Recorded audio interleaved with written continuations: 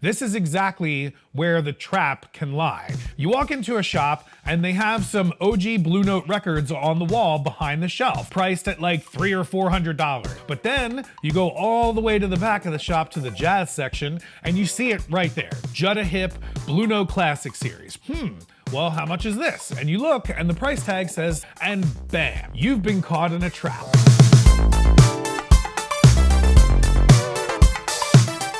Well, this is fun. I'm making my first response video, and I normally would not bother at all making a response video, but this one is worth responding to because it's my own channel and myself. I'm responding to a video that I made.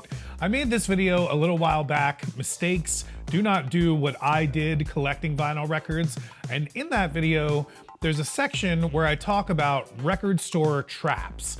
And this is actually great because at the time of making this video, Record Store Black Friday is right upon us in this same week, and you might end up in a record shop and there are definitely some traps that you should watch out for. And I'll talk about those and how to avoid them later in the video, but I should have clarified some things in my previous video. A lot of comments started coming back and some of them took that part of the video as me straight up saying that I don't support local record stores, and that is 100% not the case. So I want to have this video to clear that up. I do have my own very strict rules at this point in my collecting, which I've been collecting now for over 20 years. So these are not things that I've always done, and they're not things that I continually always live by, although I try to. I mentioned in that mistake video at the very beginning that I will make all of these mistakes and continue to do so over and over again. And I've decided that for me and for my collection, there's really no need to shop for new vinyl records at a record shop. If I'm at a really cool record shop, like for example, Hop Fidelity in Westchester, Pennsylvania, which is awesome. I go there a lot and Byron is great. They do not do these traps that I speak of. And I actually made the mistake of putting a brief time lapse that I recorded at Hop Fidelity when I was talking about these record store traps. And I should have thought about that. And someone emailed me about that. Not anybody from Hop Fidelity, but a concerned patron and fellow collector. And I want to put it out there. Hop Fidelity is an awesome record shop. It is my local record shop, and most record shops are awesome. But I have realized if I buy a record here that I can get online, I'm kind of stripping myself of the joy of digging and finding something cool. And by digging and finding something used, you're actually supporting the record shop even more since they make more money on used records. Also, at a place like Hop Fidelity, there is a great community and they serve beer, which is awesome and totally could be considered a trap in and of itself. You know, you're going to drink too much beer and just buy a bunch of vinyl. But that's a cool trap and not the kind of trap that I'm talking about here. What I was talking about specifically in that section of the video in regards to these traps, or at least what I call them, is where you might find a brand new record like a Blue Note Tone Poet or a Rhino High Fidelity. And I mention those two specifically because this is exactly where the trap can lie. These records are made from these labels and they're put out at $38.99 retail cost as of 2025. If you go to record stores like the In Groove or Plaid Room Records or Dusty Groove, these are all brick and mortar record shops that also have online shopping. And they charge the actual cost both online and in the store, $38.99. However, I have 100% been to shops, even ones that I really like, and Hop Fidelity in Westchester does not fall into this category, that will charge as much as $50 for a Tone Poet Blue Note record that's normally $38. And I'm sorry, but that is bullshit, and it should not happen, and I don't support it. And my point in the first video that I was starting to mention of one of the reasons why I don't support it is because I can turn around and most of the time get that same record for sometimes as low as $19 with free shipping on Amazon. Now that's not to say that my whole point here is how to bargain shop for records or how to always just get like the lowest cost for records. I mentioned in that video and in this video that I will and continue to make the mistakes or not follow the rules that I have made for myself. I have just this year alone been in a record shop that had some brand new vinyl, and I paid the retail cost for it. They were not overcharging for it, but I still feel like looking back that I should have dug more in the stacks looking for a cool treasure or something like that that would have been unique to that shop, instead of me just getting a brand new record that I could also get online. And like I said, that record shop was charging the full $38.99, and I paid that much for it. And the record is all over Discogs and Amazon for way cheaper with shipping.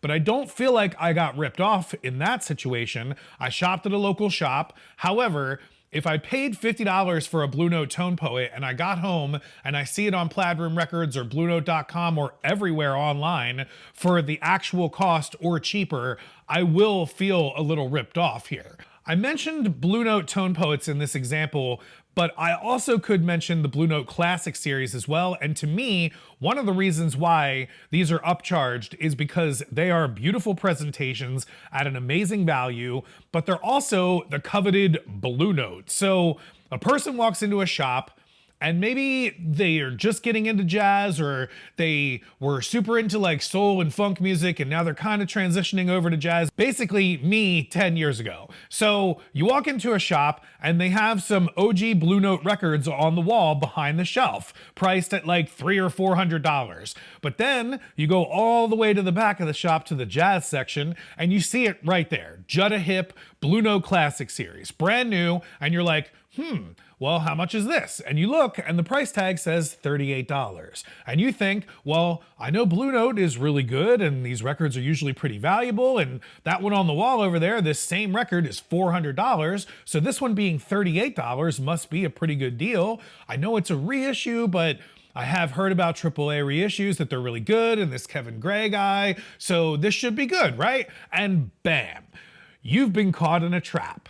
That record is a $27 retail record. That is what the Classic series costs, but they're charging $38 for it because it's a really nice presentation. AAA reissue, Kevin Gray, and it's a Blue Note. And in reality, this is probably a $38 record, but that is what makes the Classic series so great. And the Tone Poets as well, they're even nicer. And in that same shop, they're probably priced at like $45 or even $50 when they actually should retail at around $38.99. But again, you're seeing this amazing gatefold, AAA, Kevin Gray, the one on the wall. Hell, I personally think that these Blue Note records are actually worth more than what Blue Note charges for them. That is why we are in such a golden age of vinyl, in my opinion, and I'll talk about that in another video. And if you're interested in that, definitely subscribe to the channel so you don't miss it. Which brings us to Record Store Day. At least Record Store Day Black Friday is upon us, and there are a lot of traps on Record Store Day. The FOMO is super high. Sometimes I don't even care. I 100% overpaid for this MMW record. I think I paid like $38 for it on Record Store Day, and the next day I found it on Discogs from another shop, probably getting rid of Record Store Day stock, for $26 with free shipping. I personally did not feel ripped off when getting this record because I really wanted this record and I love the shop that I'm in, but you have to watch out. Record Store Day, specifically the list that's put out for Record Store Day, does not usually list prices or the retail prices for the record that I'm aware of. So a Rhino Reserve is on the list this year, for example.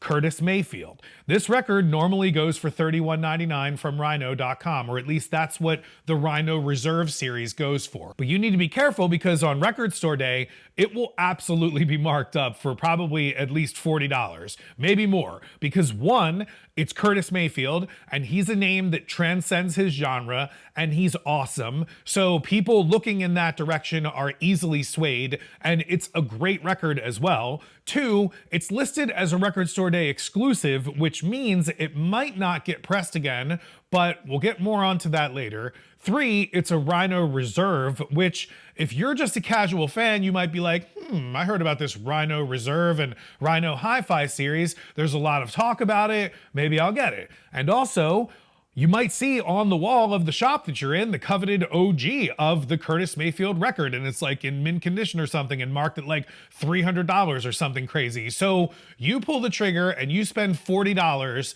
on a $31 record. And if you're standing there with $500 worth of new records, and some of them are ones that maybe you don't really want to get at the moment, but you're seeing them fly off the shelves, they will be around at other places or online, and sometimes for a lot cheaper. Even the ones marked as exclusives, like that Medeski Martin and Wood one was marked as an exclusive, and I'm pretty sure you can still find them all over the place now.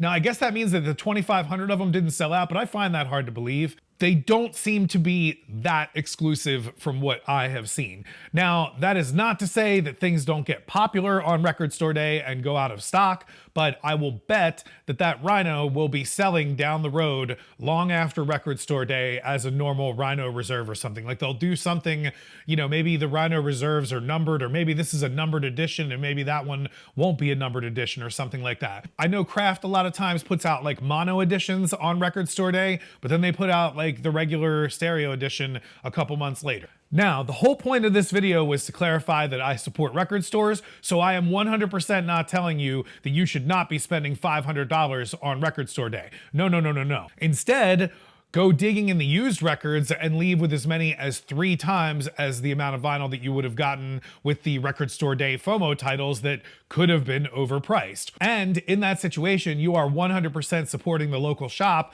with buying from their used records, which they probably also will have sales on at Record Store Day as well. They can't put sales on the Record Store Day titles. Also, while you're there digging at a place like Hop Fidelity, you can get a beer and you can chat with people. And this is where the community of record stores comes in. And I love record shops. I think the community that they provide is great. However, just like any other retail store out there, there are things to watch out for. And some are better than others, and that is just a fact. And retail costs are just that. I am really into video and photography, as you'll see here on this channel.